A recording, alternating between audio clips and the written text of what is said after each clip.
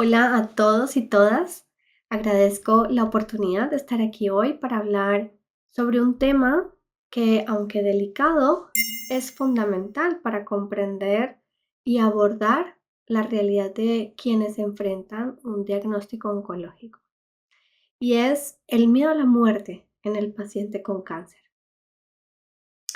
Bueno, todos sabemos que la noticia de un diagnóstico de cáncer a menudo despierta un temor profundo a la muerte. Y es crucial entender que este miedo es una respuesta natural y abordarlo desde la psiconcología implica el poder reconocerlo, poder validar las emociones del paciente y establecer una base sólida para ese proceso de afrontamiento. Entonces, esta experiencia del paciente y también la experiencia de los seres queridos de esta persona es muy compleja. Y en la sesión de hoy nos vamos a centrar en explorar 4 aspectos, como son el miedo a la muerte tras el diagnóstico, las renuncias y las dificultades durante los tratamientos, todo a lo que tenemos que renunciar, ¿no? Una vez se nos ha dado esta mala noticia.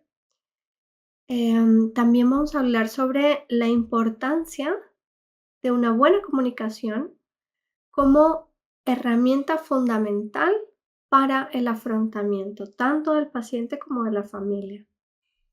Y también hablaremos sobre esta posibilidad de cambio en nuestros valores profundos para poder vivir con mayúsculas hasta el último momento.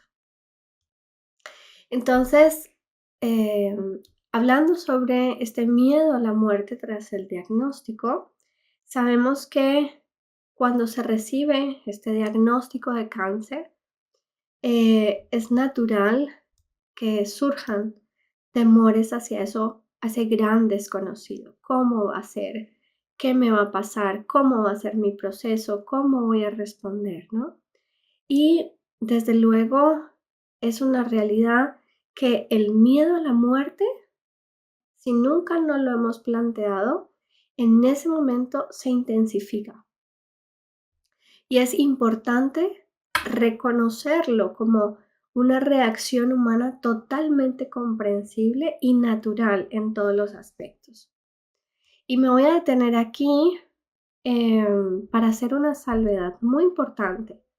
Y es recordarle a los pacientes que tener cáncer no es igual a muerte. Y es muy importante recordar esto porque, por supuesto, dependiendo del tipo de cáncer y dependiendo de la respuesta de tu cuerpo a los tratamientos, hay pacientes con cáncer que se curan. Por tanto, es una parte de su vida, pero donde la enfermedad puede remitir por completo. Y otra cosa es que tener cáncer, aunque sea en un estadio avanzado, no significa morir de forma inminente. Y esto, por supuesto, salvo los casos en los que la enfermedad ha avanzado de forma silenciosa y se diagnostica de forma tardía, el proceso de enfermedad puede durar varios años, incluso décadas en algunos casos. Entonces, por supuesto, ¿no? La primera idea que nos viene a la cabeza tras un diagnóstico de cáncer es el miedo a morir, porque nos aferramos en ese momento a la vida, sea cual sea que tengamos, porque no queremos sufrir, porque no sabemos qué nos espera, porque nuestra vida se detiene y es como una bomba expansiva que afecta no solo a nuestra propia supervivencia, sino que también afecta a las personas que nos quieren, a nuestra familia, afecta también eh, nuestra profesión e incluso afecta todas esas ideas vitales o estos sueños o estas quereres, ¿no? Que deseamos para nuestra existencia. Todo se ve muchas veces truncado, ¿no? Y detenido. Por tanto, es un hecho que afecta no solo al paciente, sino también a todo su núcleo. Y parece sentirse como si el suelo temblara y todo debe volver a recolocarse. Y por esta razón es muy importante el apoyo psicooncológico y trabajar la aceptación y la gestión emocional en esos momentos, que pueden vivirse como una montaña rusa a la que no te puedes bajar. Pero recuerda, tú no eres un cáncer de mama, tú no eres un cáncer de pulmón o tú no eres el cáncer que tengas. Tú sigues siendo tú, aún en un proceso de enfermedad. Y la persona que eres, tu esencia, sigue ahí. Y esa es la base para tu vida. Esa es la base para que tu vida no pierda el sentido y no te desconectes de lo que realmente eres tú. Sobre las renuncias y todas las dificultades, ¿no? Que van surgiendo durante los tratamientos. Sabemos que los tratamientos oncológicos, sin duda alguna, conllevan a renuncias y a desafíos muy significativos en varios ámbitos personales. Y esta pérdida de control, estos efectos secundarios y la alteración en esa calidad de vida, pues son aspectos que deben ser manejados de la forma más adecuada posible. Algo recurrente tras el diagnóstico es la sensación de pérdida de control. Y aquí puede ocurrir, ¿no? Que tu calendario se llene de citas médicas, tus viajes se limitan y el poder hacer o no algún plan va a depender exclusivamente de cómo te encuentres ese día de salud. Y tu vida va a depender de cómo tu cuerpo viene tolerando esos tratamientos. Por tanto, no puedes planificar nada a futuro. Entonces, si hay quedadas con amigas, con amigos, con familia, para dentro de un mes tengo que irme al calendario y ver cuándo me ponen la quimio, cuándo tengo tratamiento, y todo esto es una sensación de falta de control total. Pero aquí he de decirte que todos estos aspectos no dependen de ti. Y aquí quiero hacerte una invitación. Y es a que la única renuncia a la que no debes darle cabida es a la de renunciar a ti mismo o a ti misma. Permítete encontrar qué cosas sí que puedes controlar. Conociendo esos tiempos de los tratamientos, identifica cuándo es el mejor momento para ti para hacer aquello que quieres, verte con quien quieres o simplemente darte una soledad consciente que te conecte contigo misma o contigo mismo y con lo que realmente o con quien realmente te importa. Y de esta forma, tu vida seguirá teniendo sentido y no solo será un cúmulo de días en los que sobrevivir y aguantar. Sobre la comunicación como herramienta de afrontamiento personal y familiar, aquí he de decirte que la comunicación abierta y efectiva es totalmente clave en el proceso de afrontamiento. Y aquí es importante que tengas en cuenta varios aspectos. Primero, ten siempre presente que la persona de la que se está hablando desde el diagnóstico, es decir, desde fases iniciales de tu enfermedad, como en las fases avanzadas, incluyendo fases de final de vida, esa persona de la que se habla es sobre tu vida. Esa persona eres tú. Por tanto, esa visión no la puedes perder. Eres tú el actor principal de esta historia y todo debe estar en función a tus necesidades. Segundo, ten en cuenta que tu médico y todo el equipo asistencial trabajan para ti, no solo para atender todos los aspectos clínicos, que por supuesto son los expertos, sino también para resolver y acompañarte, ojo con esta palabra, acompañarte en todas las dudas, en todos los miedos y en todas las dificultades que surjan en cualquier momento. Aunque ya se haya abordado este tema, ya se haya hablado, pero tú puedes retomar las veces que sean necesarias el tema que tú necesites para que tú logres esa seguridad y esa confianza que necesitas para llevar de la mejor manera el proceso.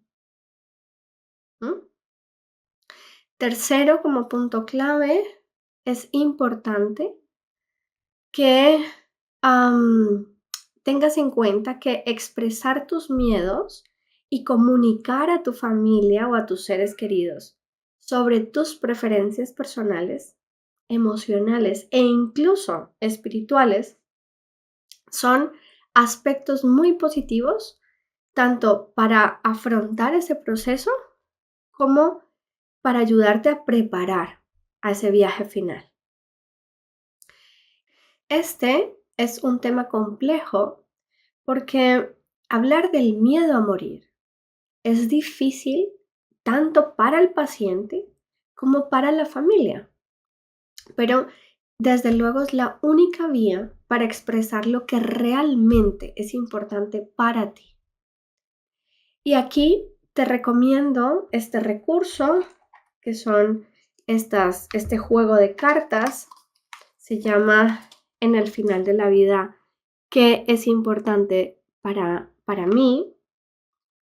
Y son un juego de cartas, son 28 cartas en los que se abordan las necesidades personales de atención sanitaria, control de síntomas. Por ejemplo, aquí hablan de que para mí es importante no sentir que me falte el aire o ser atendido por profesionales en los que confío o que me expliquen qué síntomas puedo tener, a qué me voy a encontrar, no tener dolor, que no me alarguen la vida innecesariamente.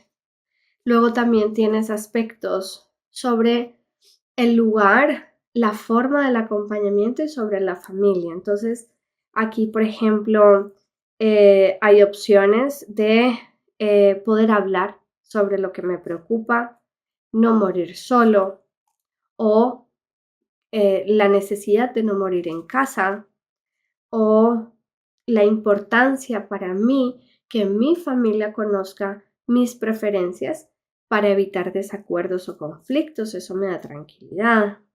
No ser una carga para mi familia. Y luego abordan un último aspecto y es el espiritual o el emocional o este sentido de la vida, ¿no? Entonces, por ejemplo, aquí es importante el despedirme de las personas que es importante para mí, resolver esas cuestiones pendientes con familiares o con amigos, o que se respeten mis deseos y mis preferencias. Luego tienes una última carta, que es una carta comodín, porque estas 28 cartas, la idea es que tú, o sea, todas estas son ideas importantes, o sea, son ítems, todas de ellas son importantes, pero este recurso es muy bueno porque tú tienes la posibilidad de elegir cuáles son las 10 cosas, aspectos, situaciones más importantes para ti. Entonces tú dentro de estas 28, que ya digo, todas son importantes, no hay mejores ni peores, es lo que para cada persona es importante, tú eliges tus 10 y puedes también incluir una carta comodín de cosas que, bueno, pues dependiendo de tu historia vital, de tu historia de vida, pues también consideres, ¿no? Como que es importante. Entonces, este recurso que lo pueden encontrar a través de nuestra página web www.alfinaldelavida.org, puedes facilitar primero la reflexión personal sobre qué es importante para ti, pero esto además no solo es para pacientes que están en final de vida, sino para cualquier persona en cualquier fase de enfermedad o incluso para personas sanas, jóvenes que no tienen un riesgo latente de proceso de morir, en el que puedan reflexionar sobre qué es importante para él o ella en el momento que se pueden imaginar que están en el final de vida. ¿Y para qué ayuda esto? No solo para que tú reflexiones, sino también para que tú puedas comunicar esas preferencias personales a tus familiares o a tus seres queridos. También es importante que hables de estas medidas de últimas voluntades con tu equipo médico y con tus familiares, porque de esta forma los tratamientos serán coherentes con tus valores y permitirás que tus familiares cumplan todos tus deseos, sin que esto se convierta en una carga desconocida y en muchos casos incómoda para todos. Entonces, fomentar una comunicación abierta sobre miedos y deseos, al contrario de lo que se piensa, fortalece realmente los lazos familiares y alivia las tensiones emocionales que puedan existir. Aunque en ocasiones podamos estar no de acuerdo, tu voluntad y tus deseos y tus necesidades podrán ser respetadas. Entonces, también el planificar las últimas voluntades puede ser una herramienta empoderadora para el paciente y esta preparación puede aliviar la carga emocional de los seres queridos y brindar paz al paciente. Entonces, esta planificación anticipada alivia a los seres queridos de decisiones difíciles, los libera y proporciona al paciente un sentido de control sobre su legado. Entonces, la invitación aquí es a que te atrevas a pensar, a reflexionar sobre qué es importante para ti. Si no dispones de las cartas en físico, que ya digo, las puedes encontrar a través de la página web de alfinaldelavida.org, también puedes encontrar un cuestionario gratuito con el mismo formato, solo que es online, y ahí puedes encontrar todas las opciones para que esto te sirva a reflexionar. Entonces son ideas generales, pero que se adecúan a identificar lo que para ti es importante. Entonces, esto es una invitación, que te atrevas a reflexionar y a pensar qué cosas me importan, qué cosas necesito que se vean cubiertas en ese momento, ¿no? Y para terminar, em, hablando sobre el cambio en nuestros valores, ¿no?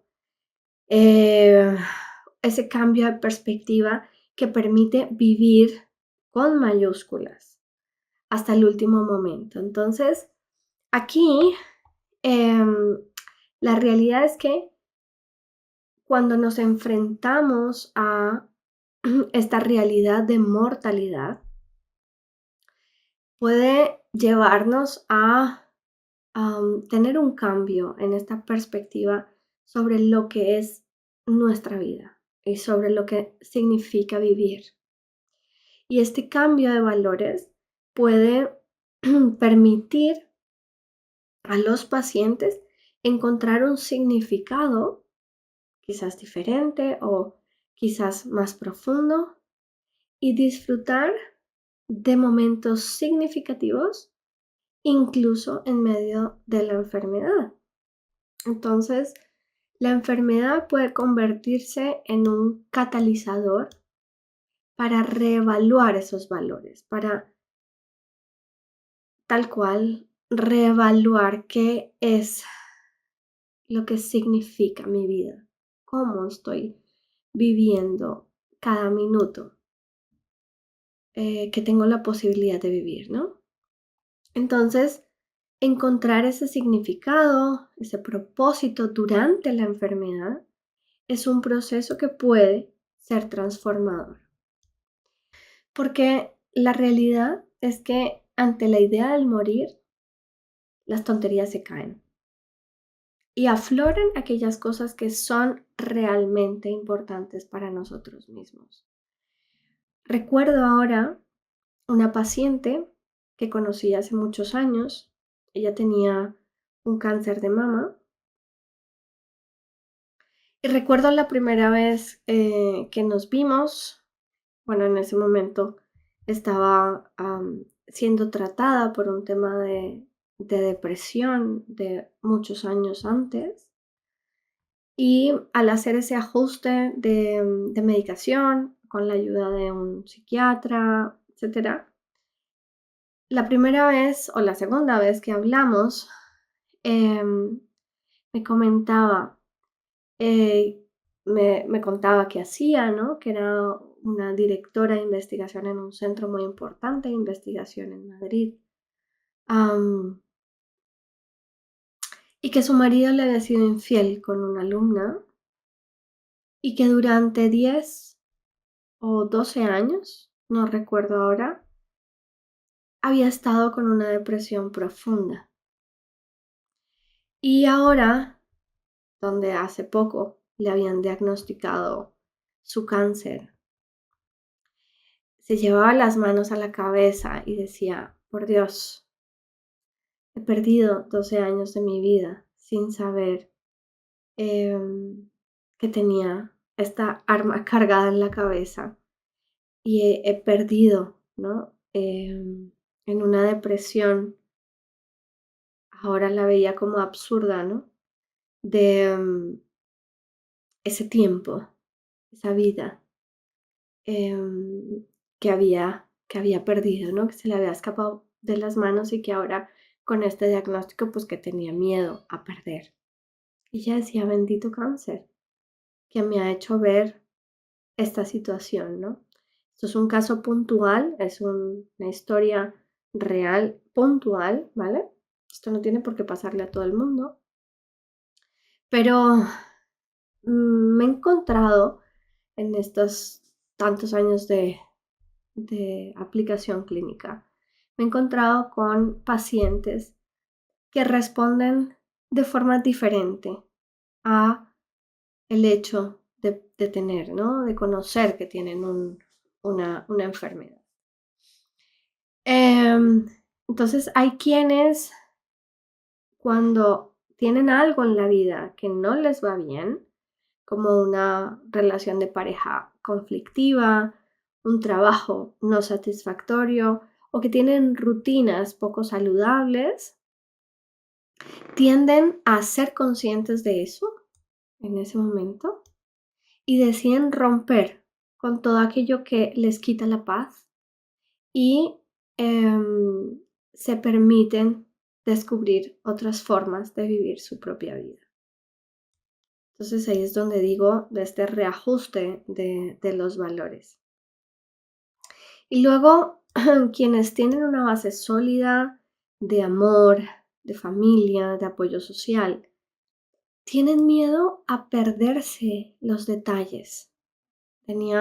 Recuerdo una paciente que decía, de las cosas que no quiero perder por la enfermedad y por este miedo a morir, es la sonrisa de mi nieta. Otros dicen, ¿no? El perderme los te quieros de mi pareja o la vida de mis hijos, ver crecer a mis hijos, ¿no? Y entonces estos pacientes que responden de esta forma manifiestan, ¿no? Que disfrutan más de las cosas cotidianas, como un paseo al sol, o un paseo por la naturaleza, y disfrutan mucho más de este hecho de vivir en mayúsculas, ¿no?